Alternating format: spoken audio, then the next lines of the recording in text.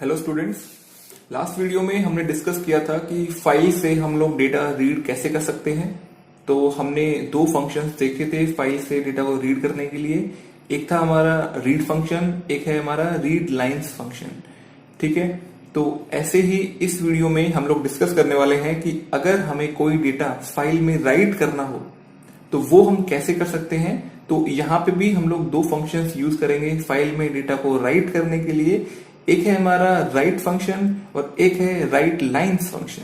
ठीक है, तो ये दोनों कैसे वर्क करेंगे ये हम लोग इस वीडियो में देखने वाले हैं। ठीक है, तो सबसे पहले मैं आपको दिखा देता हूं कि मेरा जो पाइथन का फोल्डर है जहां पे मैंने पाइथन इंस्टॉल की हुई है। देखिए, ये है मेरा फोल्डर। तो मैं फाइल में जो मैं फाइल में डेटा राइट करूंगा उसके लिए मैं एक फाइल यूज करूंगा जिसका नाम मैं रखूंगा हेलो।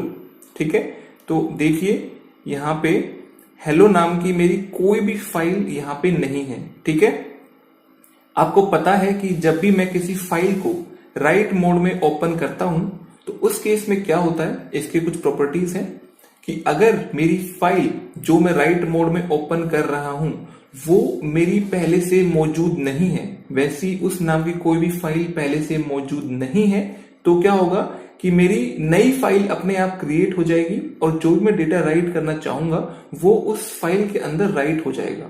ठीक है, दूसरी प्रॉपर्टी क्या होती है कि जो फाइल मैं राइट में मोड में ओपन करना चाह रहा हूं वो फाइल मान लो पहले से मौजूद है, तो उस केस में क्या होगा कि उस फाइल का जो भी डेटा होगा वो ओवरराइट हो जाएगा। मतलब पुराना डेटा फाइल का उड़ जाएगा और जो भी मैं डेटा नया अभी राइट करूंगा सिर्फ वही यहां पे रहेगा। ठीक है, तो ये सारी चीजें मैं आपको इस एग्जांपल के थ्रू आपको समझा दूंगा।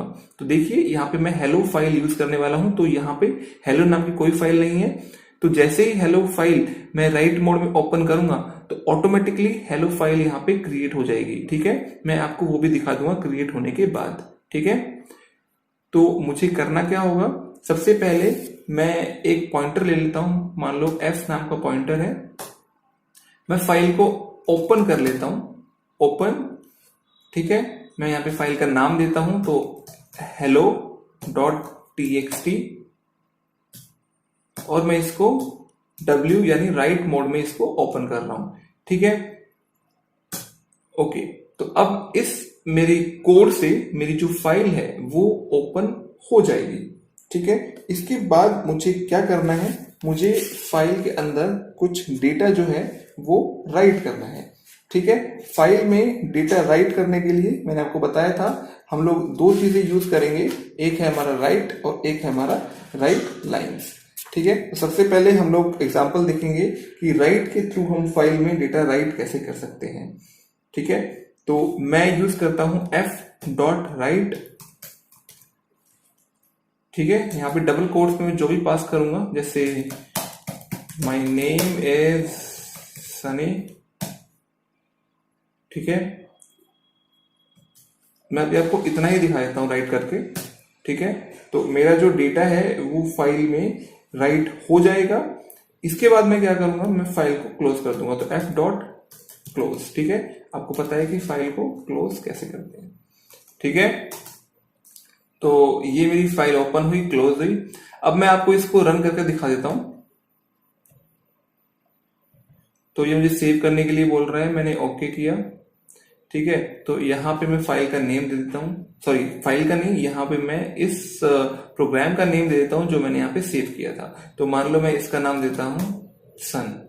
ठीक है, मैं इसको सेव कर देता हूँ। ओके, हमने, ठीक है, मेरा प्रोग्राम रन हो गया लेकिन आउटपुट नहीं आया। इसका रीजन वही सेम है कि हमने फाइल में राइट तो कर लिया है लेकिन हमने उसको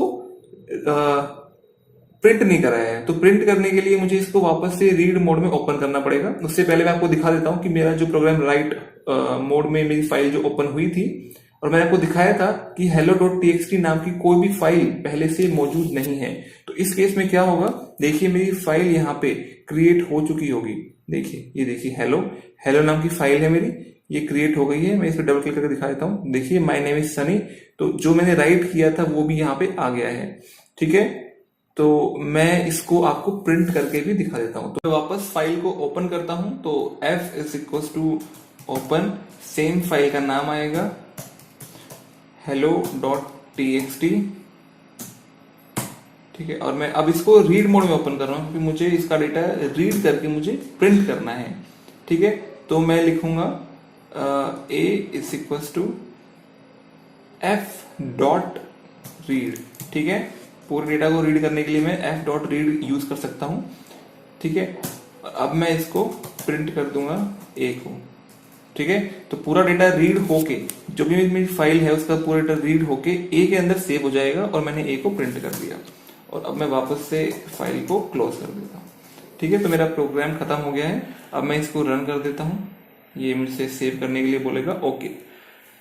तो देखिए यहाँ पे प्रिंट हो गया है माई नेम इज सनी, ठीक है। अब मैं आपको एक चीज और दिखा देता हूँ कि जैसे मेरी हेलो फाइल थी, इसमें देखिए लिखा हुआ my name is Sunny, right. तो मैंने आपको बताया था कि मेरी जो प्रॉपर्टी होती है, जब मैं फाइल को राइट मोड में ओपन करता हूँ तो वो क्या करती है कि पुराना जो डेटा पड़ा होता है ना उसको ओवरराइट कर देती है। तो देखिए माई नेम इज सनी के बदले मैं यहाँ पे कर देता हूँ कि my name is Sunny Dagar, ठीक है। तो अगर मैं उसी फाइल में जिसमें पहले से डेटा पड़ा हुआ है, जिसमें लिखा हुआ है कि माई नेम इज सनी, उस फाइल को मैं वापस से जब रीड मोड में राइट मोड में ओपन करूंगा तो उस केस में क्या होगा कि वो पुराना डेटा को हटा देगी और फिर मुझे जब नया डेटा राइट करूंगा ये, तो सिर्फ यही डेटा बचेगा, वहां पे पुराना डेटा जो है वो हट जाएगा। तो मैं इसको रन करके आपको दिखा देता हूं, ठीक है। तो आउटपुट मेरा आ गया है my name is Sunny Dagar, और मैं आपको एक बार इस हेलो फाइल को ओपन करके दिखा देता हूं। तो देखिए my name is Sunny Dagar, क्योंकि राइट मोड में जब मैंने ओपन किया था तो पुराने डेटा को वो ओवरराइट कर देगा और सिर्फ नया डेटा मेरा यहाँ पे रहेगा, ठीक है। ओके, तो ये तो रहा मेरा एक प्रोग्राम। जब मुझे यहाँ पे मैं कोई टेक्स्ट, जो भी मेरा टेक्स्ट है, स्ट्रिंग है, वो मैं यहाँ पे पास कर रहा हूँ। मान लो मैं यूजर से इनपुट ले लेता हूँ, ठीक है। तो मैं एक काम करता हूँ कि मैं यूजर से इनपुट ले लेता हूँ। तो मैं पहले ही है ना यूजर से इनपुट ले लेता हूँ। तो फॉर एग्जाम्पल मैं ले लेता हूँ b is equal to input, user का बोलता हूँ कि एंटर योर नेम, ठीक है। यूजर से इनपुट ले लेता हूं मैं, ओके। अब मैं क्या करता हूं कि जो यूजर से इनपुट लिया है ना वो मैं फाइल के अंदर राइट करता हूं। तो मैं यहां पे ये सब ना लिख के मैं यहां पे सिर्फ बी पास कर देता हूं। तो क्या होगा कि यूजर जो भी नेम एंटर करेगा वो बी के अंदर सेव हो जाएगा और मैं बी को फाइल पे राइट कर दूंगा, ठीक है। तो छोटा सा प्रोग्राम है और वापस से मैं फाइल को रीड मोड में ओपन करूंगा और फिर मैं उसको प्रिंट करा दूंगा। तो देखिए, तो मुझसे पूछ रहा है एंटर योर नेम, तो मैंने नेम एंटर किया, मान लो सनी। तो देखिए सनी यहाँ मेरा प्रिंट हो गया।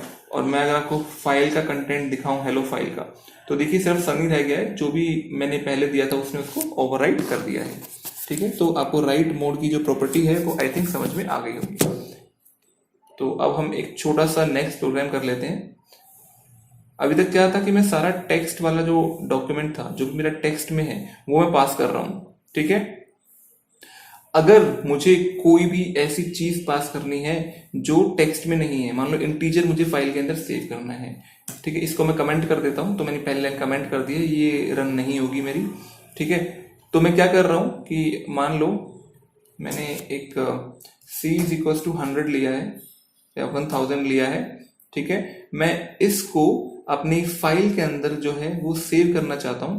तो मैं क्या करूंगा कि मैं इसको जब राइट करूंगा, जैसे मैं इसको फाइल के अंदर राइट करना चाहता हूं, सी को राइट करना चाहता हूं, तो मैं इसको 1000 को ऐसे डायरेक्ट सी के अंदर नहीं डालूंगा, क्योंकि इससे क्या होगा कि मेरा 1000 जो है वो सी के अंदर जाएगा तो सी मेरा इंटीजर टाइप का हो जाएगा। लेकिन आपको पता है कि फाइल के अंदर सारा जो डेटा होता है वो टेक्स्ट टाइप का है, ठीक है। तो मैं क्या करूंगा, इसको कन्वर्ट कर लूंगा str में, मतलब मैं इसको स्ट्रिंग में कन्वर्ट कर लूंगा। तो क्या होगा कि मेरा जो 1000 है वो स्ट्रिंग में कन्वर्ट होकर और फिर सी में सेव होगा, ठीक है। तो मैं सी को यहाँ पे राइट कर लूंगा राइट, और वापस से मैं इसको क्लोज कर दूंगा और रीड मोड में ओपन करूंगा, राइट। तो जो मेरा नॉर्मल प्रोसेस है वो चलेगा। तो मैं इसको रन कर देता हूं। तो देखिए मेरा 1000 यहाँ पे प्रिंट हो गया है। फाइल का कंटेंट भी मैं आपको दिखाऊं तो देखिए यहाँ पे सिर्फ 1000 मेरा आ गया है। ठीक है, तो ये चीज आपको ध्यान रखनी है कि अगर आप कोई ऐसा डेटा फाइल के अंदर स्टोर करना चाहते हो जो टेक्स्ट नहीं है, तो पहले आपको उसको स्ट्रिंग में कन्वर्ट करना पड़ेगा, उसके बाद आप उसको यहाँ पे सेव कर पाएंगे बड़ी ही इजीली। ठीक है, तो ये तो हो गया हमारा कि हम राइट जो है फंक्शन वो कैसे यूज करेंगे डेटा को फाइल में राइट करने के लिए। अब हम दूसरे फंक्शन की बात कर लेते हैं जिसको बोलते हैं हम राइट लाइंस। ठीक है, अभी तक क्या था कि जो राइट हमारा फंक्शन है ना, वो स्ट्रिंग टाइप के डेटा को फाइल में राइट करने के लिए यूज होता है। ठीक है, स्ट्रिंग टाइप का डेटा, राइट। लेकिन अगर मुझे किसी टपल को, किसी लिस्ट को, किसी डिक्शनरी को, इन सब चीजों को अगर मुझे अपनी फाइल के अंदर राइट करना है, तो उसके लिए राइट फंक्शन जो है वो काम नहीं करेगा। उसके लिए मुझे यूज करना पड़ेगा राइट लाइंस फंक्शन। ठीक है, तो मैं इसको यहां से हटा देता हूं। ठीक है, मैं सेम फाइल ले रहा हूं hello.txt। इसके अंदर मैं एक लिस्ट लेता हूं जिसका नाम L रख लेता हूं। ठीक है, तो इसके अंदर मैं कुछ एलिमेंट्स जो हैं वो एंटर कर देता हूं। जैसे मैं कुछ स्टूडेंट्स के नाम ही यहां पे डाल देता हूं। ठीक है, /n मैं तनीश के साथ /n इसलिए डाल रहा हूं सो दैट जब ये मेरा डेटा फाइल में राइट हो जाए, तो /n का मतलब आपको पता है कि नेक्स्ट लाइन होती है। ठीक है, तो मेरा एक डेटा जो तनीश नाम है वो सिर्फ एक लाइन में रहे, और जो मैं नेक्स्ट नाम दे रहा हूं ना वो अगली लाइन में आ जाए। ठीक है, तो ये फायदा होता है मेरा /n का। तो यहाँ पे आपको /n दिख रहा है, लेकिन जब ये फाइल में राइट हो जाएगा तो ये /n कन्वर्ट हो जाएगा नेक्स्ट लाइन में। ठीक है,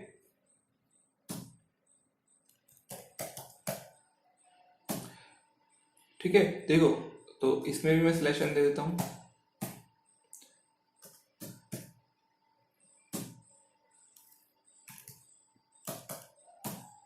इसमें भी /n दे देता हूं मैं।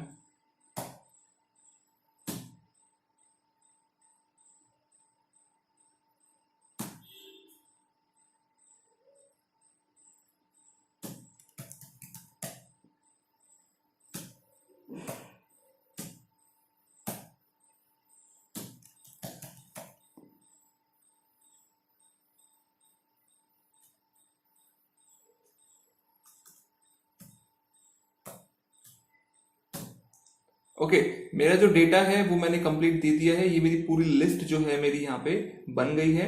अब मैं क्या करूंगा कि मैं इस लिस्ट को फाइल में राइट कर दूंगा। आपको पता है कि राइट से काम नहीं चलेगा, ये होगा राइट लाइंस।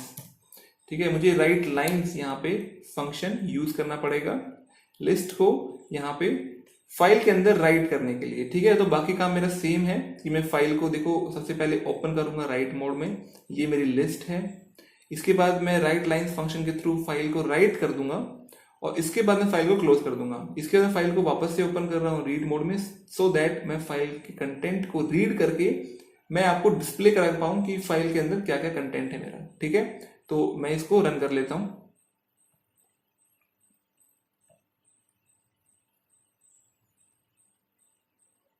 तो देखिए यहाँ पे तनीश, अभय, राहुल, मिराज और अजीत, तो देखिए ये यहाँ पे अलग अलग लाइन में आ गए हैं। ठीक है, तो आपको समझ में कंसेप्ट आ गया होगा कि मैंने हर नाम के पीछे, मैं इसको क्लोज कर देता हूं।